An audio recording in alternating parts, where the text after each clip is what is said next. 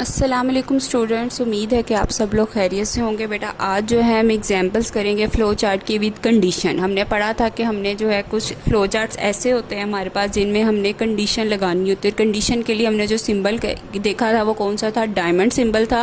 और हमने कहा था कि ये आंसर जो है ट्रू और फॉल्स में यानी येस और नो की फॉर्म में ही हमें जो है रिटर्न करेगा हमेशा। ठीक है, तो बेटा अब जो है हम वो आगे देखने लगे कंडीशनल फ़्लो चार्ट यानी जिनमें हमारे पास कंडीशंस यूज़ हो रही होंगी। ठीक है, सबसे पहले बेटा आपने ना एग्जाम्पल जो है वो अच्छी तरह से समझनी है, स्टेटमेंट समझनी है ताकि आपको एग्जाम्पल अच्छी तरह से समझ आ जाए। आइए जी इसकी फर्स्ट एग्जाम्पल देखते हैं।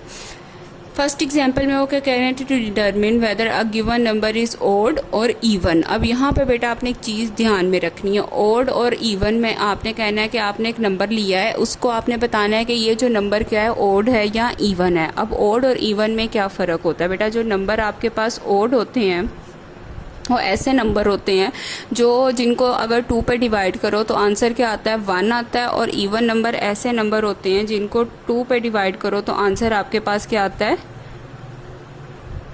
0 आता है। ठीक है, तो ऐसे नंबर्स आपके पास होंगे। ठीक है, फॉर एग्जांपल बेटा यहाँ पे अब मैं लेती हूँ, कुछ ज़्यादा ही मोटा मोटा आ रहा है, दोबारा से साइज़ चेंज कर लेते हैं हम। ठीक है, ये अब मैंने यहाँ पे ली एक सिंपल लगा दी थी है लाइन इधर, और फिर इसको लेते हैं और ये डिवीज़न का साइन। ठीक है, ये 2 एग्जांपल्स मैं आपको देके बताती हूँ जिससे आपको ना ये समझ आ जाएगा कि काम किस तरह से हो रहा है। ठीक है,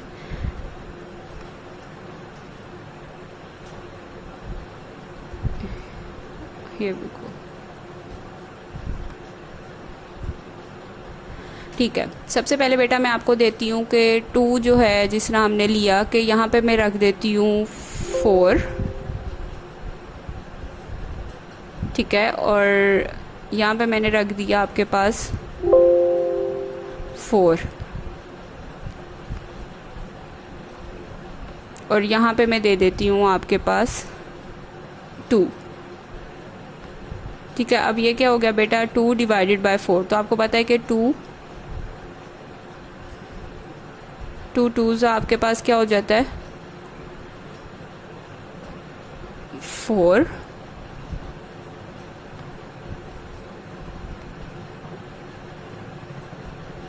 और जब इसका आंसर आप लिखेंगे तो वो आपके पास क्या आएगा,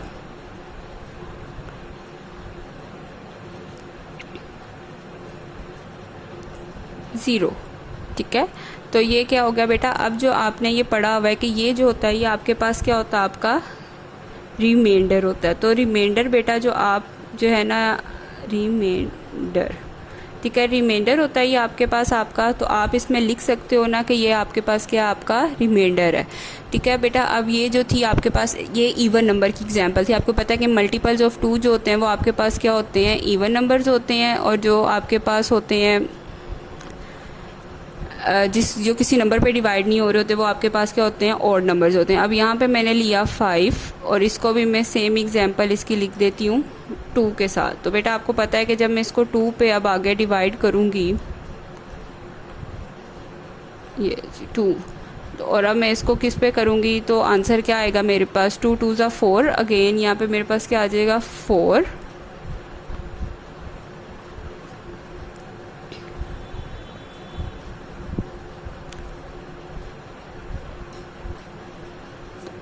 फोर आ गया मेरे पास, 4 यहाँ पे लिखेंगे हम अपना,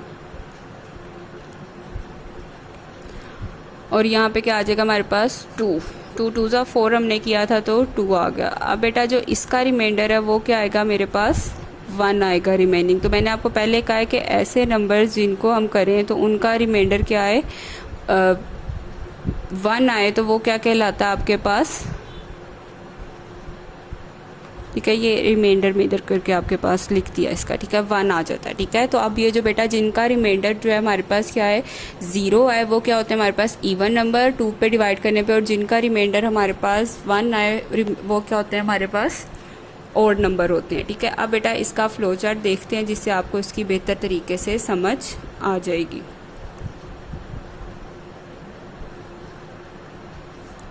ठीक है।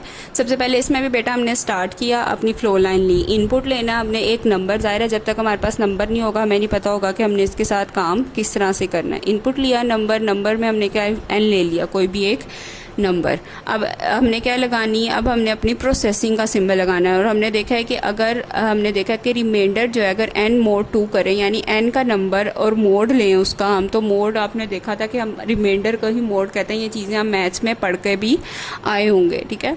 अब हमने कहा कि हमने n मोड अगर 2 लिया जाए तो जो भी आपको पता है कि अगर हमने अभी देखा है कि अगर हम 2 पे जो भी नंबर डिवाइड करें, अगर आंसर 0 आ रहा है तो वो इवन है, और अगर 1 आ रहा है तो वो क्या ऑड है। अब बेटा यहाँ पे क्या लगेगी हमारी कंडीशन, कि अगर तो हमारा जो कंडीशन में क्या लगाएंगे कि अगर तो 0 आ जाता है। अब 0 में हमने देखे हैं कि अब पहले मैंने आपको बताया था कि कंडीशन में या तो वैल्यू ट्रू होगी या क्या होगी, फॉल्स। तो अब अगर कंडीशन होती है येस यानी ट्रू तो हमारे पास या नो होगी, ठीक है। अगर तो कंडीशन येस है तो हमारे पास प्रिंट करा देगा वो n जो है आपके पास क्या हो जाएगा, इवन नंबर हो जाएगा। और अगर कंडीशन फॉल्स हो जाएगी तो आपके पास n क्या हो जाएगा, ऑड नंबर हो जाएगा। और दोनों कंडीशन जब आपके पास दोनों में से एक कंडीशन ट्रू हो जाएगी तो उसके बाद क्या हो जाएगा, आपके पास प्रोग्राम आपका एंड हो जाएगा, ठीक है। तो ये था बेटा ऑड और इवन नंबर फाइंड करने के लिए तरीका। आगे आप जितने भी फ्लो चार्ट में ऑड और इवन नंबर जब भी आपने फाइंड करना होगा तो सेम आपके पास कंडीशन लगेगी n मोड 2। और अगर REM यहाँ बेटा रिमाइंडर को रिप्रेजेंट कर रहा है, उसकी शॉर्ट फॉर्म REM लिखी गई हुई है। तो रिमाइंडर अगर 0 है तो आपको पता है कि वो 0 होगा तो इवन नंबर है, और अगर 0 नहीं होगा तो वो क्या हो जाएगा, ऑड नंबर हो जाएगा, ठीक है। इसमें अब आप कोई भी वैल्यू पुट करें, अगर आप देखें कि आप n में ले लेते हैं 10, तो 10 मोड 2। अब आपको पता है कि 10 जो है वो एक इवन नंबर है, तो ये जब कंडीशन पे आएगा, कंडीशन क्या हो जाएगी, येस हो जाएगी, आपकी लेफ्ट साइड पे चली जाएगी और n को प्रिंट करा देगी कि जो प्रिंट किया कर देगी 10 इज़ इवन, और आपका फिर प्रोग्राम एंड हो जाएगा, ठीक है। और अगर आप ले लेते हैं 7, तो 7 आप देखें कि आपके पास 2 पे आप अगर उसको डिवाइड करेंगे तो 1 रिमाइंडर आएगा, तो ये क्या चली जाएगी कंडीशन राइट साइड पे, नो साइड पे। नो पे जाके वो क्या करेगी कि 7 इज़ ऑड नंबर, प्रिंट ये करा देगा और आंसर आपके पास क्या हो जाएगा, उसके बाद एंड हो जाएगा। नेक्स्ट है बेटा, अब आपने डिस्प्ले करना है larger number unequal 3 given numbers में से, ठीक है। अब आपने बताना, ज़ाहिर है जब भी आप 3 गिवन नंबर दोगे वो अनइक्वल कोई भी नंबर होंगे, उन तीनों नंबर में से आपने प्रिंट कराना है कि कौन सा नंबर जो है वो आपके पास लार्जर है। अब यहाँ पे बेटा इसको भी देखते हैं आगे, ठीक है। सबसे पहले उसी तरह स्टार्ट किया, इनपुट ली, इसमें हमने इनपुट में 3 नंबर्स ले लिए अपने n0 n1 n2। अब ABC XYZ यहाँ पे कोई भी नंबर्स ले सकते हैं। इसके बाद बेटा अब क्या, आपको मैं एक ट्रिक बता रही हूँ, जब भी लार्जर नंबर फाइंड करना हो, बेशक 2 में करना हो या 3 में करना हो, आपने लार्ज जो नंबर है ना उसको इक्वल कर देना अपने फर्स्ट नंबर के इक्वल। फॉर एग्जाम्पल आपने n0 में रखा हुआ था 9, तो आपने जो है n0 को 9 की इक्वल कर देना, ठीक है। जो भी नंबर आपके फर्स्ट में जो भी वैल्यू आप रखेंगे, खैर वेरिएबल आप जो भी लेंगे ना, आपने उसको लार्ज के इक्वल एक वेरिएबल है। ये ट्रिक बता रही हूँ, जब भी लार्जर नंबर फाइंड करना है तो आपने यही काम करना है, ठीक है।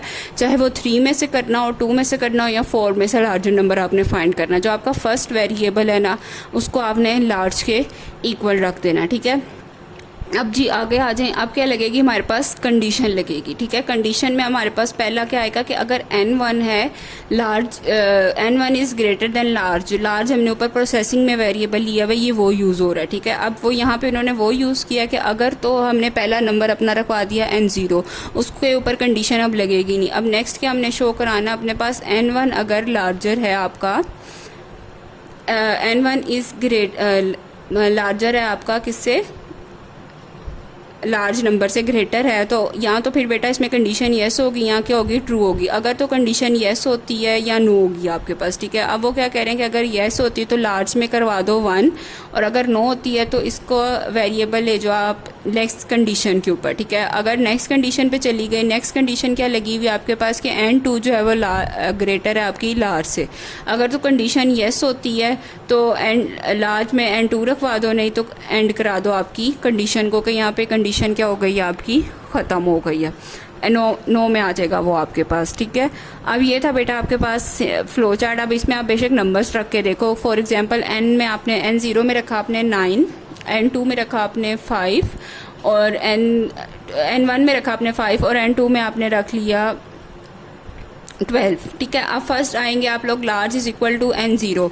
अब n0 में देखें आपके पास क्या पड़ा हुआ है, लार्ज में इस वक्त क्या वैल्यू आ गई आपके पास, 9 वैल्यू आ गई। नेक्स्ट स्टेप पे आए, कंडीशन लगाई, n1 में क्या था आपके पास 5 पड़ा हुआ था, 5 इज़ ग्रेटर देन लार्ज। अब ये क्या हो गया कि n1 में क्या वैल्यू थी 5 और लार्ज में इस वक्त क्या वैल्यू पड़ी हुई थी आपके पास 9। तो क्या 5 ग्रेटर है आपका 9 से, कंडीशन क्या हो गई, फॉल्स हो गई, फॉल्स से वो क्या आ गई, नेक्स्ट कंडीशन पे आ गई। अब n2 में आपके पास क्या पड़ा हुआ है 13। अब वो कह रहे हैं कि 13 क्या है आपका लार्ज से, लार्ज में देखें अभी तक हमारे पास क्या पड़ा हुआ है 9, क्योंकि कंडीशन क्या हो गई हुई है हमारी, फॉल्स हो गई हुई है। 9 था, अब ये कंडीशन आपके पास ट्रू हो गई कि जो आपके पास 13 है वो ग्रेटर है 9 से, कंडीशन येस हुई। लार्ज में क्या उन्होंने प्रिंट करा दिया n2 और आपका कंडीशन क्या हो गई, एंड होगी, ठीक है। तो बेटा ये इस तरह से आपके पास काम करेगा। इसमें आप डिफरेंट नंबर्स पे डाल के देखें तो आपको उसमें से भी समझ आ जाएगी। इसके बाद बेटा अब आपके पास एक बुक में नीचे को और एग्जांपल दी हुई है, सेम उसी तरह आपने उसमें भी काम करना है, वो भी आप देख लें ताकि आप लोगों को अच्छी तरह से समझ